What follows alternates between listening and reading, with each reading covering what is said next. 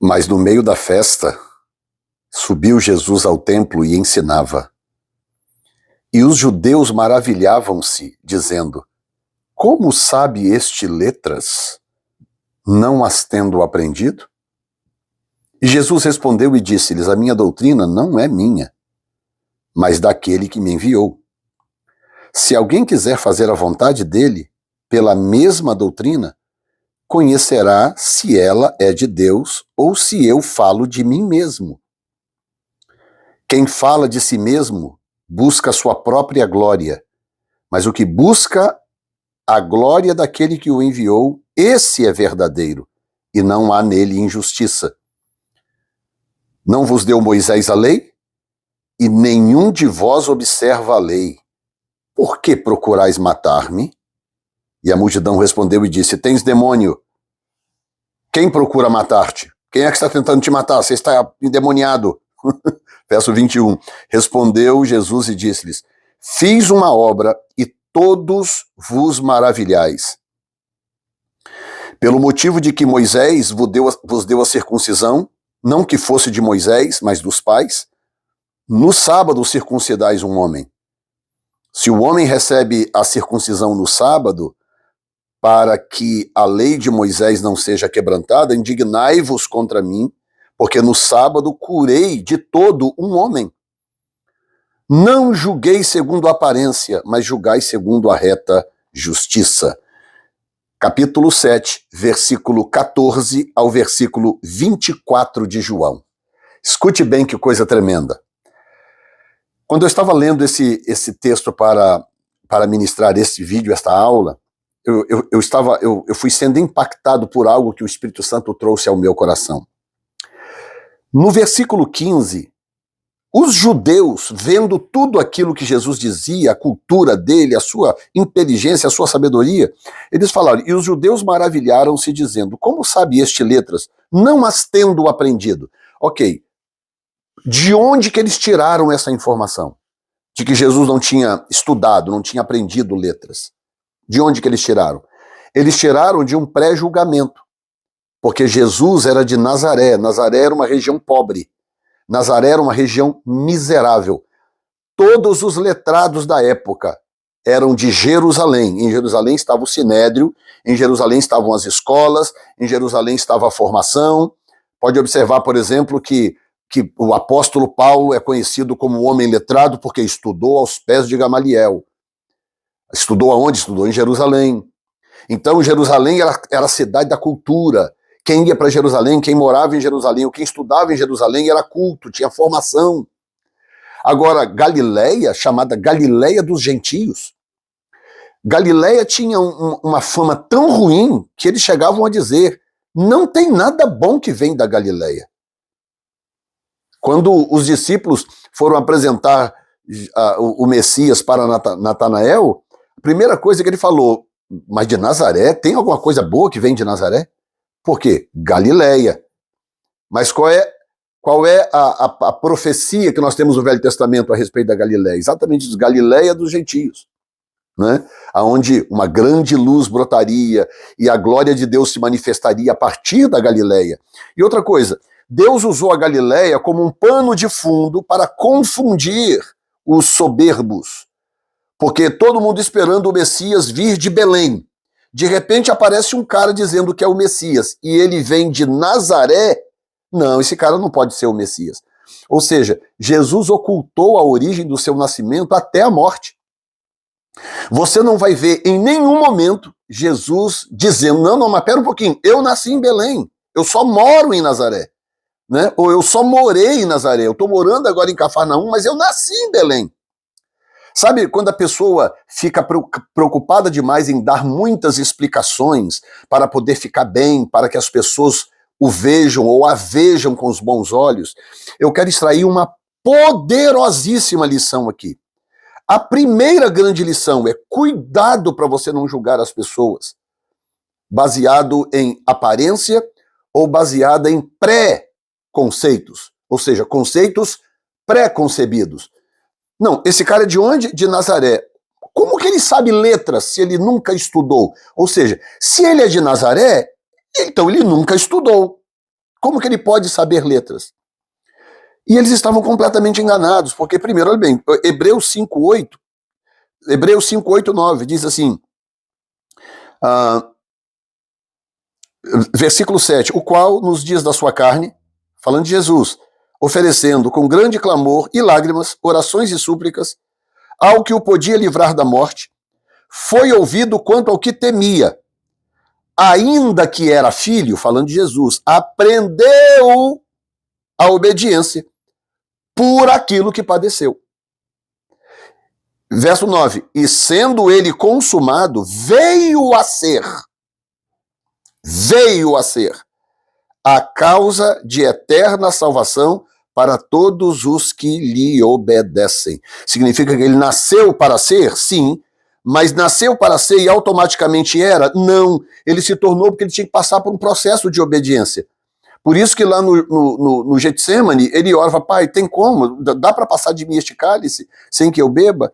E quando o pai não responde, o pai não entra em ação para poupá-lo, então ele faz o quê? Ok, seja feita a tua vontade, não a minha. Porque o ato da obediência é o que determinava o valor do seu sacrifício. Então ele passou por um processo de aprendizado. E Filipenses capítulo 2, versículo 4 em diante diz, não atente cada um para o que é propriamente seu, mas cada qual também para o que é do outro. Verso 5, de sorte que haja em vós o mesmo sentimento que houve também em Cristo Jesus, que sendo em forma de Deus, porque ele é eterno, não teve por usurpação ser igual a Deus, ou seja, não fez questão de se parecer com o Pai. Ele aceitou uma posição inferior, temporariamente, mas aniquilou-se a si mesmo, tomando a forma de servo e fazendo-se semelhante aos homens. Verso 8, e achado na forma de homem, humilhou-se a si mesmo. Ele se humilhou, não é que ninguém o humilhou. O Pai humilhou Jesus. Não, ele se humilhou a si mesmo, sendo obediente. De novo a palavra obediência. Até a morte e morte de cruz. Pelo que Deus o exaltou soberanamente e lhe deu um nome que é sobre todo nome, para que ao nome de Jesus se dobre todo o joelho dos que estão nos céus, na terra, debaixo da terra, e toda língua confesse que Jesus Cristo é o Senhor, para a glória de Deus Pai. Então, o que esses dois textos estão me dizendo? Estão me dizendo que aqueles homens estavam redondamente enganados. A própria tradição, a história do cristianismo, reconhece, por exemplo, o papel de José na história de Cristo. José não é o genitor de Jesus. Maria engravidou pelo Espírito. Mas por que Deus escolheu Maria e exatamente aquele rapaz José que estava para casar com Maria? E por que quando José estava querendo deixá-la, por que Deus não deixou? Então, já quer deixá-la? Pode ir embora que eu arrumo outra pessoa para cuidar dela. Não. Deus se deu ao trabalho e falou com Gabriel. Gabriel, vai lá, explica para José, para não temer, porque o filho que nela está sendo gerado é do Espírito. Vai lá, Gabriel, fala com José. Aí Gabriel vai lá, entra no sonho de José e fala com José. José, não tenha medo de tomar Maria como esposa, porque o que nela está gerado é do Espírito. Ou seja, Deus estava fazendo questão que fosse José. Estou entendendo agora o meu ponto de vista? Deus fez questão que fosse José. Deus convenceu José a ficar. E José, então, assumiu aquela criança, o que livrava ela da morte por apedrejamento. Porque quando o noivo assumia, livrava a mulher do apedrejamento. Porque é o noivo que tinha que fazer a denúncia. Então, se ele está assumindo agora a noiva, não tem denúncia, não tem como apedrejá-lo, ou por que apedrejá-lo. Então, Deus fez questão que fosse José. O que a tradição diz? A tradição diz que José foi exatamente o professor de Jesus na idade tenra.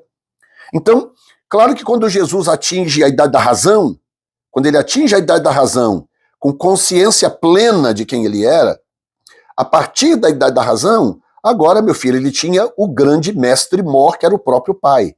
Jesus viveu uma vida intensa com o Pai. Então ele tinha um mestre mor, é verdade, porque aos 12 anos ele já está no templo já discutindo com os senhores da lei.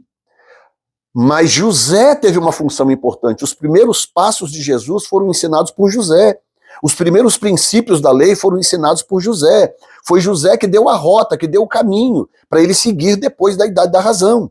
Então sim, ele aprendeu letras. Ele não sabia letras automaticamente, não. Ele aprendeu, ele se humilhou, ele assumiu a forma de servo. Ele aceitou aprender. Nós temos que acabar com essa bobagem de que alguém sabe tudo, de que tem alguém no planeta Terra que não precisa sentar e ouvir e aprender.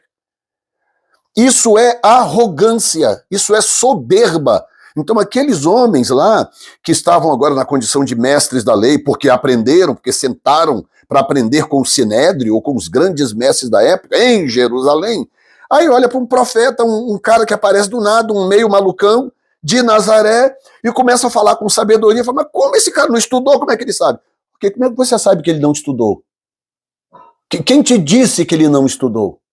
Quem foi que te falou que ele não estudou? Ah, mas ele é de Nazaré, ele não pode ter estudado. Mas como você sabe? Então as pessoas julgam com muita rapidez, sem saber que podem estar cometendo um grandíssimo erro. Eu quero conduzir na direção, para fechar o vídeo, de dizer o seguinte: muitas vezes eu já escapei de situações muito desconfortáveis por não menosprezar as pessoas. Quantas vezes eu estou conversando com alguém, daqui a pouco aquela pessoa começa a desenvolver o assunto e vai, e começa a demonstrar um conhecimento muito forte, muito vasto, e eu olho assim e falo, uau, ainda bem que eu não menosprezei ela, ainda bem que eu não tentei dar aqui uma de super conhecimento, ou seja lá o que for, dependendo da área que você está falando, a pessoa que está te ouvindo pode saber mais do que você. Você não sabe a origem dela, você não sabe o que ela passou, você não sabe quantos livros ela leu, você não sabe aonde ela estudou, que tipo de oportunidade Deus a deu. Então, é um grande perigo. E isso acontece muito no reino de Deus, dentro das igrejas. O indivíduo estudou não sei aonde, porque tem um diploma disso ou daquilo, aí ele já olha para os demais, já menospreza o outro, que às vezes tem um olhar diferente do texto bíblico, coisa assim. Muito cuidado com isso. Eu tenho uma boa formação? Tenho, graças a Deus, tenho uma boa formação, mas isso para mim não significa grande coisa. Não significa, cá para nós. Porque também já vi casos de pessoas que aparentemente têm uma formação muito sólida, que não vai falar, só fala pataquada. Não vê aí grandes teólogos aí agora querendo alterar a Bíblia, mudar a Bíblia, porque estudaram tanto também que agora já estão pinéis, né? Já estão batendo a biela. Entendeu? Agora já são mais cultos do que o Espírito Santo. Precisa reformar a Bíblia, porque o Espírito Santo nos deu uma Bíblia torta, uma Bíblia conflitante, né? Então também não é por aí, mas é muito importante nós aprendermos esta lição. Aí Jesus fala claramente, fala, olha, gente, quem defende a si mesmo, quem fala da sua própria doutrina, ele fala, a minha doutrina não é minha. Ah, mas você não aprendeu letra, mas a minha doutrina não é minha, então como é que eu posso saber essa doutrina se eu não tiver estudado? Em outras palavras, é isso que ele está dizendo. A doutrina não é minha, mas é daquele que me enviou. Como que eu posso dominar uma doutrina se eu não estudá-la? Então eu estou aqui com vocês com a Bíblia aberta, ministrando para vocês uma doutrina. Como que eu posso ter chegado a esse grau de conhecimento que eu tenho se eu não tiver sentado em várias salas de aula, se eu não tiver sentado aos pés de grandes mestres, se eu não tiver me calado para ouvir quem sabia mais do que eu? Estão entendendo? É isso que ele está dizendo. Ele está dizendo, Jesus respondeu e disse, mas essa doutrina não é minha. Tipo assim, como é que vocês estão dizendo que eu não sei letras, que eu não estudei letras, se essa doutrina não é minha? Ou seja, se eu não estudei, então eu estou falando da minha própria doutrina, que eu trago comigo mesmo. Estão entendendo? Verso 17. Se alguém quiser fazer a vontade dele, pela mesma doutrina, conhecerá se ela é de Deus ou se eu falo de mim mesmo. Que texto maravilhoso. Aí o verso 18, ele dá a pauladinha, né? Ele dá a pauladinha, e no verso 18 ele dá então a paulada final, porque ele diz assim, quem fala de si mesmo busca a sua própria glória, mas o que busca a glória daquele que o enviou, esse é verdadeiro, e não há nele injustiça. Então que Deus nos ajude, muito cuidado, nós não precisamos nos autopromover, eu não preciso me autopromover, você não precisa se autopromover. Ah, apóstolo, mas é porque, olha, fulano não sei o que, não me deu oportunidade de ciclano. É porque não é a hora de Deus. Ninguém vai conseguir impedir a sua oportunidade quando for a hora de Deus. Por outro lado, se você forçar a barra a oportunidade virá na sua mão, mas fora da hora de Deus. Então espere, porque Deus nunca se esquece, Deus nunca se engana. Deus te abençoe.